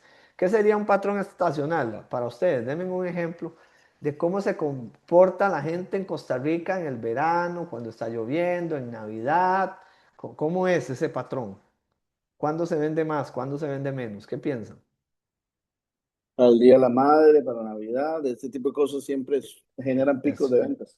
Eso es, esos son patrones estacionales. Ahora, en los últimos 10 años, ¿cuál fue una caída anómala, por ejemplo, en ingresos en el transporte público, por ejemplo? ¿Qué pasó en los últimos 10 años? Un evento así que realmente nos impactó y que hizo que por un tiempo los dueños de, digamos, de buses y de taxis y eso tuvieron pérdidas grandísimas. El Que es una COVID. caída. El COVID, Javier, exacto. Esa es La, una la caída. mentira del COVID, sí. Esa es una caída totalmente anómala porque, Profe, sí, perdón, hable. y ahorita está la parte de, también de los vehículos eléctricos, que mucha gente se está pasando para vehículos Exacto, eléctricos, disminución exacto. de la venta de gasolina, aumento de Eso es. electricidad, todo eso. Exacto. Esos son, vean que esos son cosas que no son normales y que provocaron caídas anómalas. Entonces, las series de tiempo justamente nos sirven para encontrar todas esas relaciones, ¿verdad? Entonces, las series de tiempo le permiten a usted hacer proyecciones futuras, porque, por ejemplo, si usted analiza el año, como decía Félix, tiene el Día de la Madre, el 14 de febrero del amor y la amistad, el Día del Niño, el día de, ¿qué más tenemos? Del padre, que ese no nos suma mucho, digamos. Navidad, 14 de septiembre. Entonces, en cada momento, los negocios saben qué es lo que se va a vender. ¿Verdad? Y, bueno, y ahora ustedes lo ven, ya en diciembre ya estaba lo puesto lo de entrada a clases. Ahora entrada a clases está puesto lo del verano. Ahorita ponen lo del 15 de septiembre. Ahí va, comercio cambiando. Y eso es gracias a que pueden hacer proyecciones por series temporales, ¿verdad? Entonces se puede predecir, eh, aunque podría ser que hayan esas caídas anómalas y que, ya que la proyección por un momento no funcione, ¿verdad? Entonces, eh, sin integridad temporal, los modelos pueden producir predicciones incorrectas, por eso es que lo temporal es importante, ¿verdad? Además de predecir, pues nosotros podemos, ahora sí vamos a hablar, podríamos, digamos, detectar comportamientos que son anómalos, ¿verdad? Además de predecir. Y esos comportamientos anómalos o detección de anomalías es la última de las algoritmos que vamos a ver ahora, ¿verdad? Aquí de nuevo vuelvo a estos. Vean que ya hablamos de asociación, de clustering, de clasificación y regresión. Ahora vamos a hablar de detección de anomalías, ¿verdad? Entonces, eh, Aquí estamos. La detección de anomalías identifica cuáles registros se desvían significativamente del patrón, que fue lo que estuvimos diciendo ahorita, de la pandemia, de lo que está sucediendo con los vehículos eléctricos. Y así, si hay una inundación, si hay una cosa que puede cambiar, o hay no sé, por ejemplo, ahorita, hoy en la mañana estaba viendo ahora en CNN y en Deutsche Gabán, en DW, que perdón, Israel y Estados Unidos atacaron Irán hoy en la mañana y que Irán atacó bases estadounidenses. Entonces eso crea, digamos, cuando hay comportamientos de ese tipo, por ejemplo, Irán es uno de los mayores proveedores de combustible a algunos países. Entonces, eso, queramos o no, crea anomalías. Puede ser que ahorita el combustible suba de precio o que haya lo mismo que pasa, por ejemplo, con Rusia y con Ucrania, ¿verdad? Que Rusia es el mayor productor de trigo del mundo. Entonces, si lo atacan y le dañan eso, se ve afectado y entonces los costos de cualquier cosa que use trigo o cebada suben de precio, ¿verdad? Entonces, eso es lo que hace un poco la detección de anomalías, pero en este caso también podríamos usarlo para detectar fraude financiero, intrusiones en sistemas de digamos, ciberseguridad, transacciones inusuales, ¿verdad? Y eso es lo que hacen, por ejemplo, ahora las tarjetas. No sé si alguna vez los han llamado a ustedes o les han escrito, o les han enviado un correo o los han contactado a ustedes o a alguien de sus familias que hubo una transacción rara, pero que no sea estafa, digamos, que sea el banco, que te bloquearon la tarjeta porque hubo una transacción rara, porque normalmente usted no compra montos tan altos y alguien hizo una transacción en un monto muy alto, ¿verdad? Entonces, ese tipo de cosas se llaman detección de anomalías, ¿verdad? Conceptualmente el modelo lo que aprende es qué comportamientos no son comunes, o sea, él ve todo lo que es común y detecta qué comportamientos no son comunes y marca lo que se llama las desviaciones estadísticas o estándares relevantes y entonces digamos que podría determinar una anomalía, no siempre es un error, digamos, una anomalía puede ser un fraude, puede ser un evento excepcional, puede ser incluso una oportunidad, ¿verdad? Esto, de repente vemos que la gente empieza a comprar un montón de carros eléctricos y yo vendo vehículos y solo tengo combustión, entonces de ahí voy a ir a traer algunos eléctricos porque si no yo me voy a quedar sin ese mercado, que es un poco lo que han hecho ahora recuerden que al inicio las ventas de vehículos eléctricos prácticamente eran los vehículos chinos, pero ahora ya Nissan, Toyota, Mitsubishi, todos trajeron ya un vehículo eléctrico, lo sacaron al mercado, porque si no, ya pierden una oportunidad en una anomalía que se encontró, que era que todos empezaron a empezar a comprar vehículos eléctricos. ¿Se acuerdan cuándo fue el boom de los vehículos eléctricos? ¿Cómo empezó el boom? ¿Qué fue lo que lo catapultó? ¿Qué fue lo que pasó? Que todo el mundo dijo, "Bueno, mejor a comprar un eléctrico". Eso fue hace unos años, hace unos pocos años. Y fue una subida del Eso fue. petróleo. ¿Te acuerdas que subía y subía y subía y subía el precio de la gasolina? Y ya los precios eran tan altos que todo el mundo dijo, no, hombre, voy a irme a comprar un vehículo eléctrico. Y en ese momento era muy rentable porque la gasolina estaba muy alta, ahorita no lo es tanto, más es un tema de, bueno, en el largo plazo es rentable y también es un tema más, digamos, de la gente que lo compra por el tema de conciencia social, pero ya con el precio de la gasolina actual, ese atractivo anómalo, esa cosa que todos salieron corriendo, ya no lo es tanto. Vamos a ver, por ejemplo, si hay una guerra y vuelve a subir todo, ¿qué va a volver a pasar? Pero eso es lo que se llama detección de anomalía. ¿Les queda claro, compas? Sí, sí, claro. Sí. Cuando empezó la guerra de Ucrania subió el pan, por ejemplo. Cosas que uno Exacto, tiene que ver eso, porque exacto. tenía mucho que ver. Eso es, exactamente, esas son las anomalías. Entonces el data mining, digamos, puede hacer eso. Ok, bueno, hasta ahora hemos hablado de modelos, ahora vamos a hablar un poquito de cómo es que se entrenan y se evalúan esos modelos, ¿verdad? Ya vimos los 5 modelos principales que se usan en la minería, a veces hacen combinación de esos modelos dependiendo de lo que ocupemos hacer, pero esos son los más importantes. Y ahora un poquito es cómo hago yo para evaluar esos modelos, ¿verdad? Para saber si están bien calibrados o no. Entonces, hay una parte importante, es el entrenamiento y la prueba, lo mismo que se hace ahora con la IA.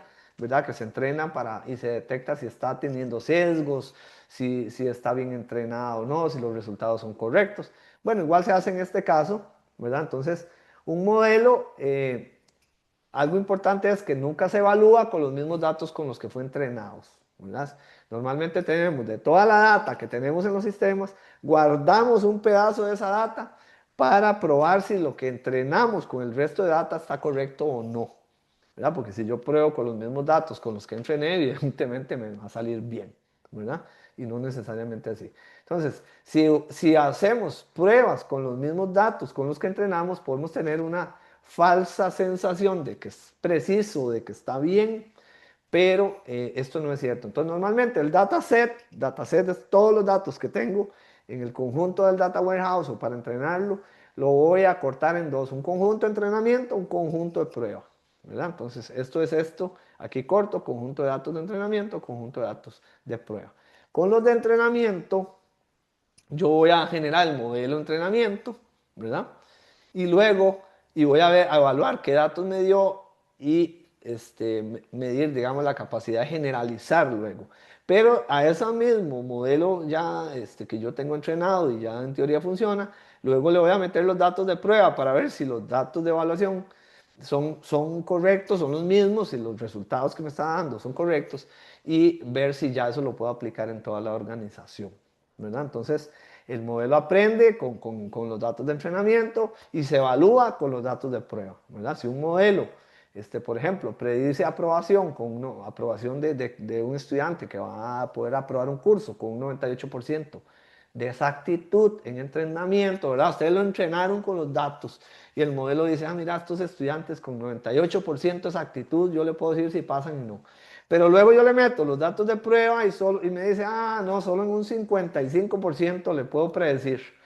Ya, y eso querría o quiere decir que digamos que el entrenamiento está mal, porque cómo es que con el mismo tipo de datos que fueron partidos, el 95% tengo de seguridad en el dato de entrenamiento y 55% en el de prueba. ¿Ven? Entonces, por eso es que es necesario tenerlos por aparte para poder ajustar digamos, el modelo con datos de prueba que no sean los mismos, ¿verdad? Entonces, precisamente, digamos, si eso pasara es porque es posible que yo tenga un sobreajuste, ¿verdad?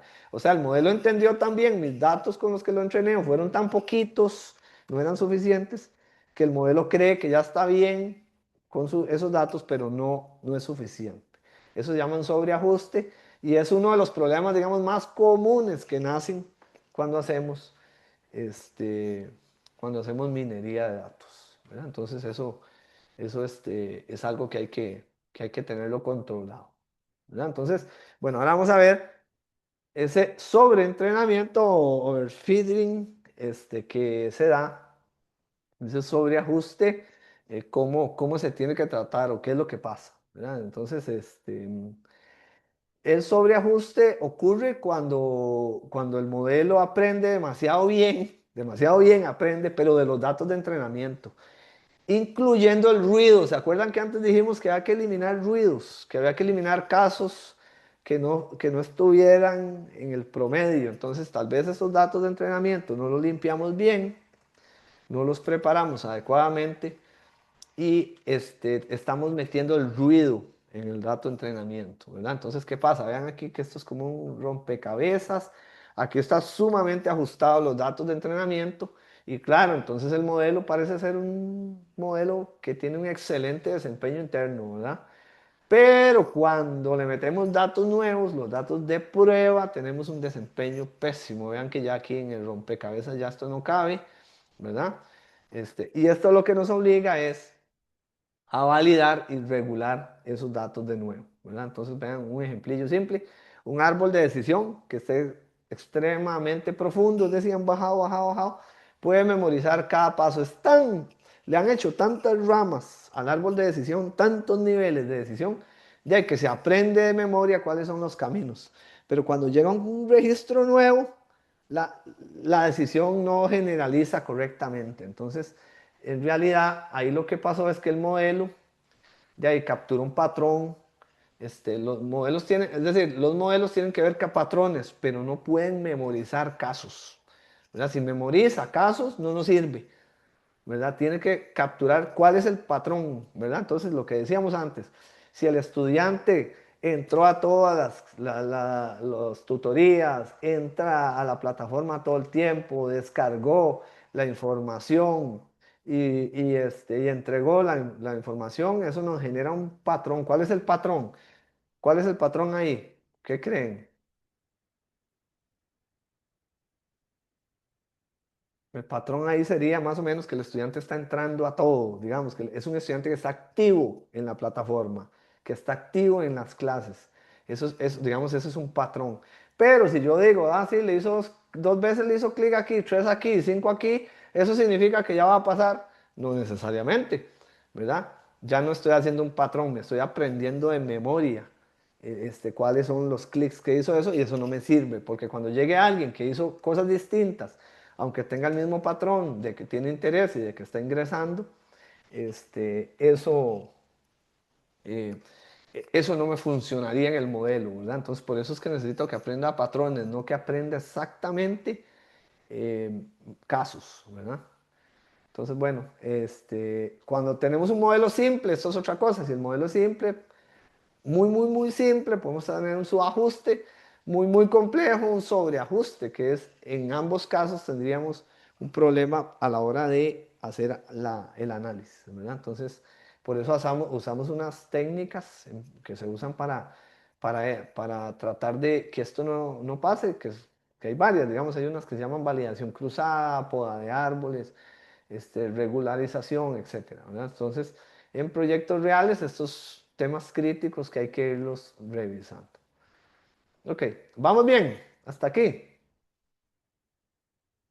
Sí, señor. Sí, ok, entonces veamos un poquito cuáles son esas métricas de evaluación, ¿verdad? Ya vimos cuál es el problema, ¿verdad? El problema es que los datos no eran los correctos, nos aprendimos casos de memoria, no nos aprendimos los segundillo que alguien me escribió aquí en el chat. Ok, listo. Héctor Pura Vida. No nos aprendimos el patrón, sino que nos aprendimos el caso. Entonces vamos a ver ahora cómo podemos hacer, cuáles son las métricas de evaluación, que son estas cuatro, ¿verdad? Para medir el desempeño, para que no nos pase eso, ¿verdad? No basta con decir que funciona, sino que hay que probarlo, hay que revisar si realmente funciona, ¿verdad? Entonces, aquí tenemos, veamos, varias métricas que se pueden usar, que son verdaderos positivos, verdaderos negativos, falsos positivos y falsos negativos. Entonces, a partir de eso, eh, verdaderos positivos es que es correcto, verdaderos negativos es que pareciera que está bien, pero en realidad no está bien, ¿verdad? Luego tenemos falsos positivos, que es al revés, ¿verdad? Nos dice algo que algo está correcto y no es cierto, y falsos negativos, que nos dice que algo está incorrecto, pero en realidad está correcto, ¿verdad? Entonces, de esos cuatro se derivan estas cuatro métricas que hay que utilizar. La primera es exactitud, que es del total de las pruebas que nosotros hacemos, ¿verdad? De 1000 pruebas, ¿cuántas son correctas? ¿Verdad? Entonces, ya, si de 1000 pruebas, 90% o más son correctas, o 95, 98 son correctas, entonces ya digo, ah, sí, mi modelo tiene mucha exactitud, ¿verdad? Entonces, esa es una de esas métricas. La otra es la precisión. Es decir, del total de esos casos que mm, de los casos predichos como positivos, o sea, de todos los que yo dije eran positivos, ¿cuáles realmente eran positivos? ¿Verdad? Entonces, igual, si del total de casos yo dije que 100 eran positivos y de esos 100 realmente 99 eran positivos, solo me equivoqué en uno, entonces mi modelo es muy preciso, o sea, entonces ya no solamente soy muy exacto, sino que soy muy preciso. Eso ya es buenísimo, digamos, con esas dos, ¿verdad? Luego, la sensibilidad es de todos los casos que son positivos, ¿verdad? Si yo tenía 100 casos positivos y logré determinar que 30 eran positivos, se me fueron 70, entonces mi sensibilidad es malísima. Pero si yo tenía 100 casos positivos y logro determinar que 90 son, o 95, esos casos positivos los atrapé, los descubrí, eso quiere decir que mi sensibilidad es muy buena, ¿verdad? Entonces, eso también. Y luego tenemos lo que se llama la matriz de confusión, que es un resumen de el desempeño general de mi modelo combinando la exactitud, la precisión y la sensibilidad. Entonces, no sé, por ejemplo, eso puede ser cuál es el porcentaje. Si aquí tuve un 90, aquí tuve un 100 y aquí tuve otro 95, entonces digamos mi matriz de confusión al combinar todo es que mi modelo tiene un nivel de 95% de acierto, ¿verdad? Lo cual es bastante bueno. ¿Ven? Entonces, esas son las métricas que se usan para determinar si en realidad uno está teniendo un modelo bueno. Imagínense en detección de fraude. Vamos a hacer un ejemplo. Ustedes van a detectar fraude bancario, ¿verdad? Entonces la exactitud sería, puede ser alta si el modelo, digamos, detecta los fraudes, ¿verdad? Falla, digamos, podría decir que estamos fallando en detectar fraudes porque los fraudes son muy pocos. Entonces, ya, es exacto, o sea, si él dice, la verdad es que de cada 100 millones de transacciones hay 5 fraudes, ya, eso es muy poco. Entonces es exacto, el modelo dice, yo fallo mucho detectando fraudes. Sí, falla porque no hay. Entonces quiere decir que está bien. Pero la precisión de detectar si algo es realmente un fraude es de un 99%, entonces esa precisión es muy, muy buena. Y también la sensibilidad de, porque lo que me interesa en un sistema bancario es que yo realmente pueda detectar de ahí los fraudes, todos los que hayan, ¿verdad? Si se me escapa si yo solo detecto el 30% y el 70% se me van, es malísimo mi modelo en un banco. Pero si yo puedo detectar el 99% de los fraudes, entonces mi sensibilidad en ese banco, en ese caso, es buenísima, ¿verdad? Entonces vean que no hay una métrica que sea universal, sino que es una combinación y depende del modelo, depende de lo que yo estoy intentando detectar. Ok. ¿Les queda claro esto, compañeros de la parte de métricas? Sí, señor. Vieron que no hay una sola métrica que funcione juntas. Tengo que hacer una combinación de métricas para que me sirva, digamos, para que me quede claro qué es lo que ocupo hacer. Ok, muy bien. Perfecto. Ahora vamos a volver un poquito a la base de datos. Ya hablamos, ya vi. Espero que en esta clase lo que más me interesa es que les haya quedado claro cuál es esa capa de la minería de datos, cuáles son los algoritmos, cómo difieren esos algoritmos, cómo deben entrenarse para que funcionen bien y cómo medimos, ¿verdad? Que necesitamos dos conjuntos diferentes de pruebas de datos y cómo medimos que está siendo preciso, que está siendo exacto, que tiene buena sensibilidad al modelo, ¿verdad? Eso es un poco de esto.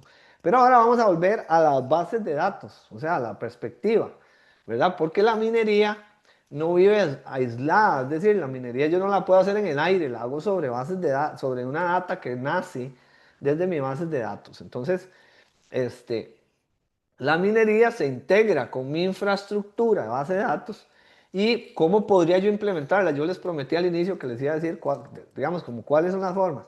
Bueno, yo puedo tener motores especializados dentro de la base de datos que hagan minería. Puedo hacerlo a través de plataformas externas, ¿verdad? Uno podría hacer minería directamente en el SQL o podrías hacer una plataforma que se conecte o puedo integrarla a una data warehouse, ¿verdad? Vean que puede ser como extensión de la analítica, integrado a un data warehouse usando motores especializados o o puedo usarlo para hacer este procesamiento de grandes volúmenes de datos. Desde el punto de vista aquí de bases de datos 2 esto lo que va a implicar, digamos, un poco la tarea que va a venir sobre este tema es cómo hago yo un buen modelado, cómo escojo índices adecuados, cómo hago para que los datos sean consistentes y cómo separo, digamos, que esto lo hemos venido hablando, ¿verdad? No es lo mismo, no debería uno de correr lo que es transaccional, que es tiempo real, alta velocidad, con lo que es analítica, que es lento y que es muy, muy pesado, porque podrías degradar la base de datos de analítica, ¿verdad?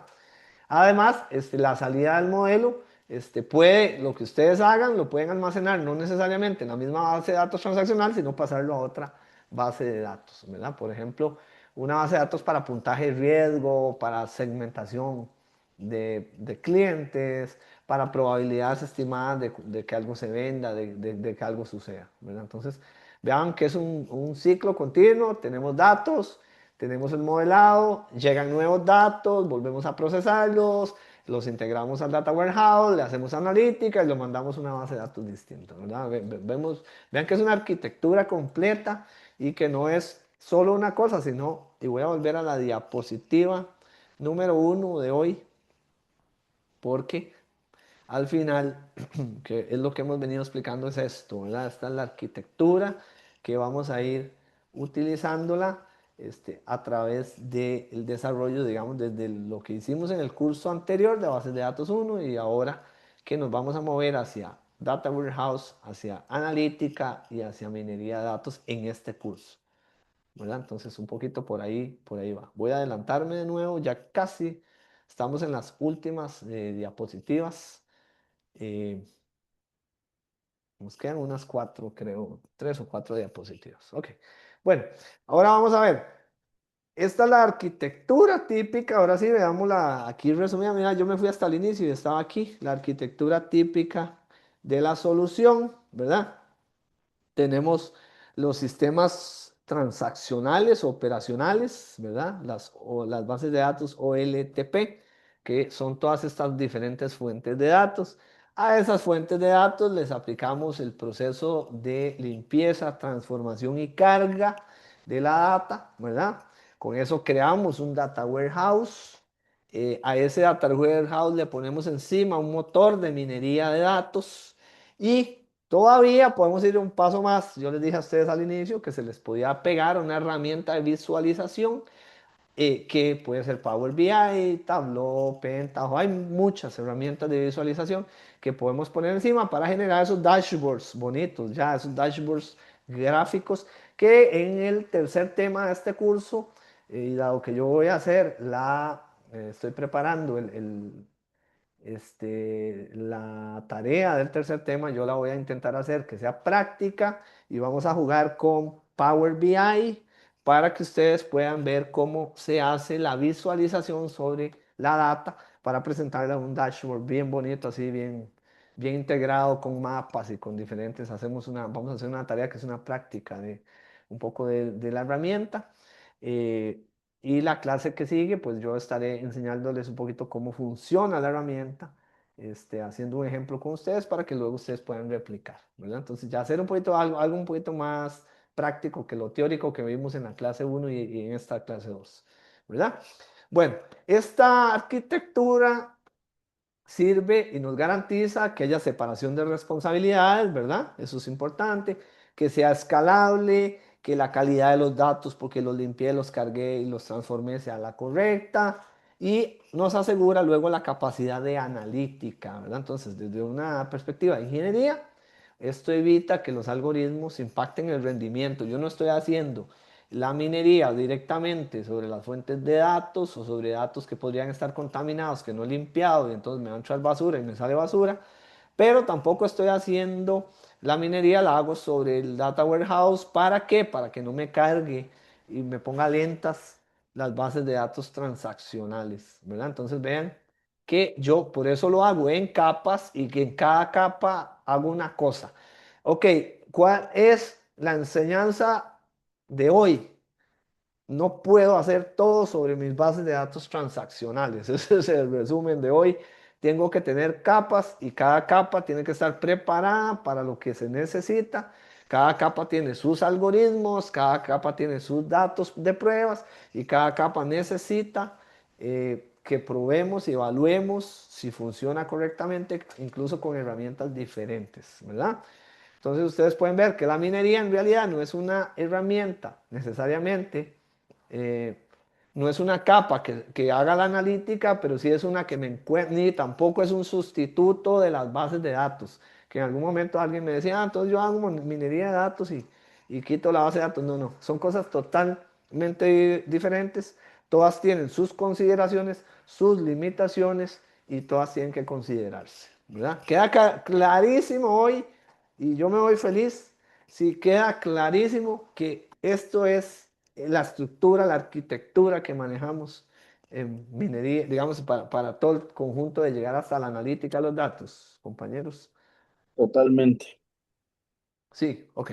Bueno, para terminar, vamos a hacer un par de cosillas. Vamos a hablar de limitaciones técnicas, porque quiero que esto quede bien claro. Recuerden que la minería tiene limitaciones claras, ¿verdad? La número uno es que la minería tiene una dependencia total y absoluta de la calidad de los datos. Esto ya lo he dicho varias veces, pero para que les quede muy ahí, si entra basura, sale basura, ¿verdad? Otra cosa, la minería, al igual que la inteligencia artificial o la analítica, requiere de mucha capacidad computacional. Digamos, los algoritmos son costosos en tiempo y memoria. Por eso es importante que estén afinados, que la data sea la correcta, porque si vas a estar corriendo procesos de minería, vas a gastar una gran cantidad de potencia computacional. Por ejemplo, en una empresa, si vos haces minería en tus equipos, requerís una gran cantidad de potencia computacional. Y si está mal, si los algoritmos están mal, de lo que estás haciendo es desperdiciando, ¿verdad? Luego tenemos el riesgo de sesgo por sobre, ¿verdad? Dijimos también si los datos históricos están sesgados, si el modelo tiene sesgos sobre qué considera un buen estudiante, un mal estudiante, ¿verdad? Los sesgos en general que tiene la IA, ¿verdad? Que eso lo podemos ver después. Yo también doy un curso de analítica con IA, si después quieren llevarlo. Es un curso muy bonito de esos de los este, que son, que uno puede escoger, ¿verdad? En las capas que siguen. Pero uno de los riesgos es el tema de sesgos y eso puede pasar. Y luego es la escalabilidad y mantenimiento, ¿verdad? No todos los algoritmos escalan bien a millones de registros y pues entonces hay que entender que al final la minería no reemplaza el juicio humano, ¿verdad? Que al final tenemos que nosotros estar atentos, igual que se hace con la IA y la supervisión que requiere cuando uno entrena modelos de IA, lo mismo se requiere en el tema de la minería, ¿verdad? Con esto cerramos, digamos, el panorama completo y nada más quisiera terminar con algunas conclusiones técnicas, eh, ¿verdad? Em, Hoy la, digamos, vimos, digamos, o trabajamos en un mundo donde todas estas capas están combinadas, ¿verdad? Incluso aquí podríamos incluir a la IA, si queremos, como un motor adicional.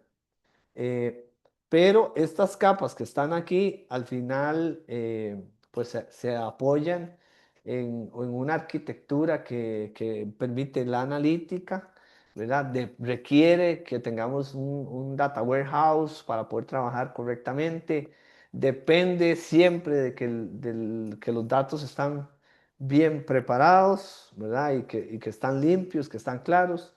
Además, utiliza las técnicas descriptivas y predictivas que vimos antes, ¿verdad? Las reglas de asociación, todas estas que estuvimos trabajando desde el inicio, que son las 5 reglas, tareas descriptivas y predictivas de asociación, de clustering, de clasificación, de regresión y detección de anomalías, que son las que estamos utilizando todo el tiempo.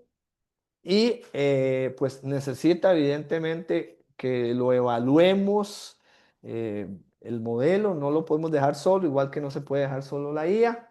Y también pues tiene limitaciones claras que hay que tener en cuenta como cualquier tecnología del mundo. Entonces un buen modelo analítico siempre va a empezar con un buen diseño de base de datos desde que se crean las bases de datos transaccionales y la data que esté limpia. Si la minería no puede de ninguna manera compensar que una base de datos haya sido mal diseñada, que los datos estén sucios, y por eso se requiere que estén juntos, digamos, diseño, calidad, arquitectura, que son fundamentales para que, digamos, para que un tema como este pueda funcionar, ¿verdad? Entonces, un poco esa es la, digamos, la enseñanza, el resumen de hoy.